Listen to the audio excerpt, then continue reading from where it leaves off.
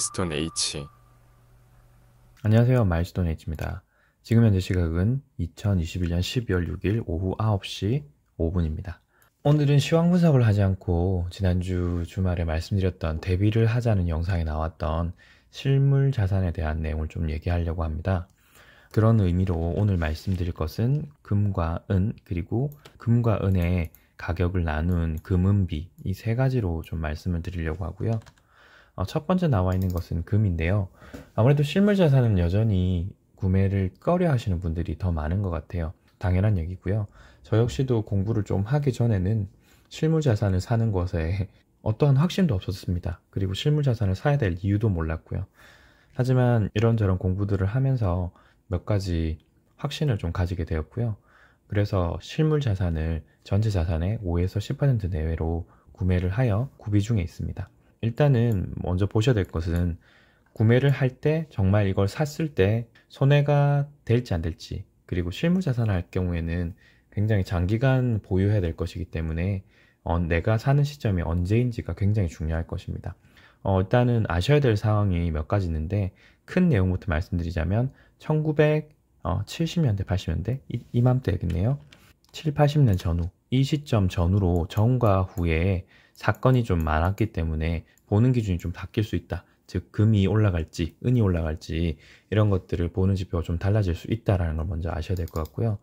일단 첫 번째 아셔야 될 것은 7, 80년대 이전에는 여기 보이는 파란색 국채금리 사이클이 1940년대 이후에 80년까지 장기간의 40년 상승 곡선을 그렸고요. 그 이후에 2020년까지는 하락 곡선 40년을 그렸습니다. 제가 기존 영상에서 국제 사이클 40년 주기가 다시 돌아오고 있다라고 말씀드렸는데요. 40년 올랐다가 40년 하락을 했고 지금은 제로금리에서 다시 상승을 보이고 있는 시점이에요. 제가 이것을 말씀드리는 이유가 현재 여기서 보시는 국제 사이클이 7, 80년대 전후로 해서는 금의 상승 곡선과 국채금리 상승 곡선이 완전히 일치했는데 그 이후부터는 여기서부터는 맞아떨어지지 않게 됐습니다. 90년대 후반에서 2000년 초반부터는 여기가 맞아떨어지지 않게 되는데요.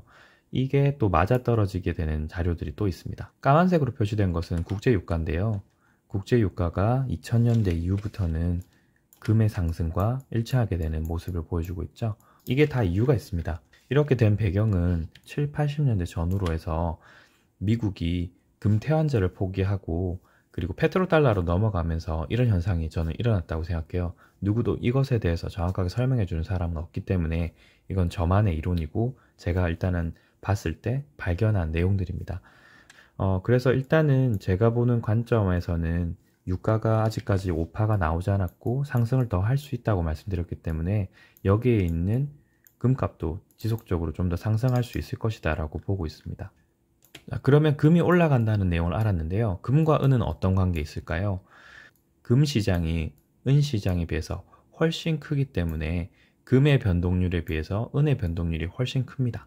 즉 금이 1% 오른다면 은은 최소 3배, 4배 정도가 더 오를 수 있는 거예요. 즉 같은 형태를 띠면서 올라갈 수 있고 내려갈 수 있다. 대신에 은이 금에 비해서 변동률이 훨씬 크다입니다. 여기서 사람의 성향이나 사용 목적에 따라서 구매량이 조금씩 달라질 수 있을 것입니다.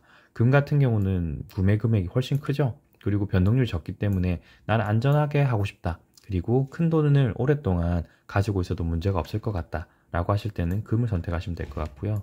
은 같은 경우는 정반대죠.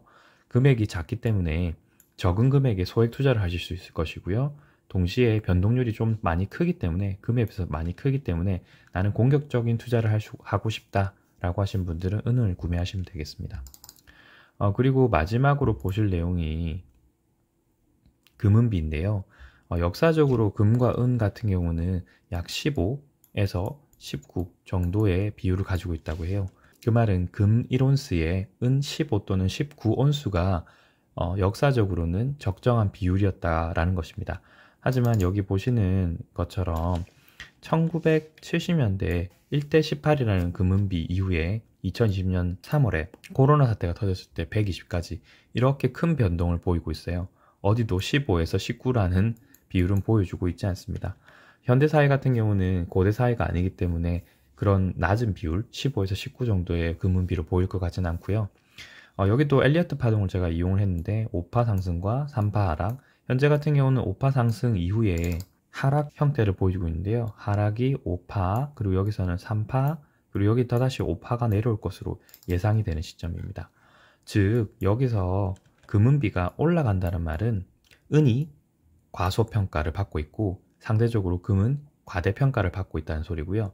반대로 이렇게 내려온다는 말은 은이 금에 비해서 평가를 더 잘 받고 있다, 또 상승률이 더 높다라는 것을 알 수 있습니다.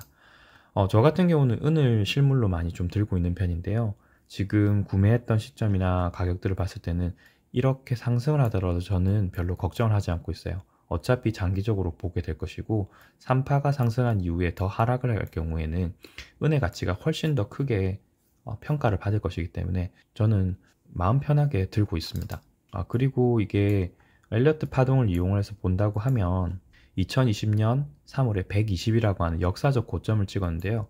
이때부터 이렇게 하락 형태가 약 50% 정도가 하락을 했어요. 그리고 제가 종종 말씀드리는 것처럼 만약에 이게 N자 형태로 상승한 이후에, 어떤 형태든 상승한 이후에 다시 만약에 내려온다고 했을 때는, 여기서 내려온다고 하면요, 다시 1960년대 또는 70년대 나왔던 18이라고 하는 역사적 저점을 다시 한번 볼 수 있는 기회라고 생각해요.